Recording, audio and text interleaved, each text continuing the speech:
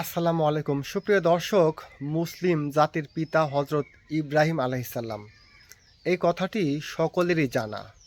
কিন্তু যদি প্রশ্ন করা হয় যে তাহলে মুসলিম জাতির মাতা কে, আপনারা সকলেই অবশ্যই কনফিউশনে পড়ে যাবেন, চিন্তায় পড়ে যাবেন। তবে চিন্তার দিন শেষ, কনফিউশনের দিন শেষ। এই প্রশ্নের উত্তরটি নিয়ে এসেছেন আমাদের জিন্দাউলি জামায়াতের আমির ডক্টর শফিকুর রহমান, আমাদের সকলেরই শ্রদ্ধাভাজন প্রিয় একজন ব্যক্তি। তার বক্তব্যটি হয়তো আপনাদের সকলেরই মনে আছে বা মুখস্থ হয়ে গেছে। তিনি একটি জনসভা করছিলেন, সেখানে একজন বৃদ্ধা মাতা আসলেন, তাকে জড়িয়ে ধরলেন। তিনি দূরে সরিয়ে দিতে পারলেন না, তিনিও পিঠে হাত দিয়ে ধরলেন। কারণ তিনি একজন শহীদের মাতা, জাতির মাতা, তারও মাতা। এই জন্য তিনি সরিয়ে দিতে পারলেন না। এই বৃদ্ধা জাতির মাতাকে তিনি হাত দিয়ে জড়িয়ে ধরলেন। তো জাতির পিতা, জাতির জনক হজরত ইব্রাহিম আলাইহিসসালাম, এটা সকলেরই জানা, মুসলমানরা জানে। যখন বঙ্গবন্ধু শেখ মুজিবুর রহমানকে জাতির জনক বলা হয়েছিল, এটা নিয়ে আলেমদের কত রকমের মত, কত কত ফতোয়াবাজি, কত হুঙ্কার, কত গর্জন, কত রকমের কি যে হয়ে গেল, ঘটে গেল।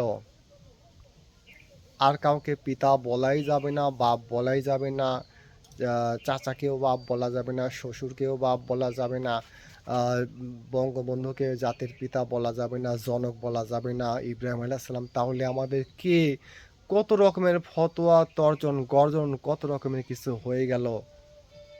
কিন্তু এখন যে আমরা জাতির মাকে পেলাম, জাতির মাতা পেলাম, কই আলেম ওলামারা এগুলো ঠিকই দেখছে, ঠিকই শুনছে, কিন্তু তাদের চোখ বন্ধ হয়ে আছে, তাদের মুখ বন্ধ হয়ে আছে, কান বন্ধ হয়ে আছে। ফতোয়া লাগাও এবার। কিন্তু কেউ তো কোনো রকম ফতোয়া দিচ্ছে না, কোনো কিছু করছেও না। আসলে এটা আমাদের এই উপমহাদেশ, বিশেষ করে ভারত, পাকিস্তান, বাংলাদেশের যে ওলামা, তাদের একটি জন্মগত দোষ, যে তারা নিজেদের দলের লোকদের মধ্যে যত অন্যায়, যত অত্যাচারী দেখুক না কেন, নিজেদের মধ্যে যত ভুল ভ্রান্তি আকিদা থাকুক না কেন, যত ভুল মত থাকুক না কেন, সেগুলো তারা বলে না। তারা সেগুলোর পক্ষে সাফাই গায়, জানে যে এটা ভুল, তারপরও এই ভুলের পক্ষে তারা সাফাই গায়। আর বিরোধী দল, অপর দল, বা তাদের মতের বাইরের যে কোনো দল যত ভালোই হোক না কেন, তার যদি স্থূল পরিমাণে একটি ভুল পেয়ে থাকে, যেখানে সুই ঢোকানো যায় না, সেখানে তারা কুড়াল ঢুকিয়ে দেয়।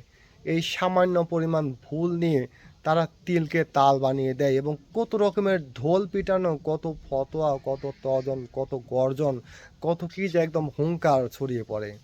কিন্তু আজ কোনো ফতোয়া নেই। ফতোয়া তখন অভাব ছিল না, যখন বলা হয়েছিল যে বঙ্গবন্ধু জাতির জনক। কত ফতোয়া, আজ জাতির মাতা পেলাম, আজ কোনো ফতোয়া নেই। কেন আলেমরা আজ চুপ হয়ে আছে? কোন স্বার্থে, কিসের জন্য? এখানে কথা বললে নিজেদের সমস্যা হবে, এই জন্য। এই হচ্ছে আমাদের ইসলামের অবস্থা, এই আমাদের ইসলামের পথ প্রদর্শক আলেমদের অবস্থা। আল্লাহ হাফিজ।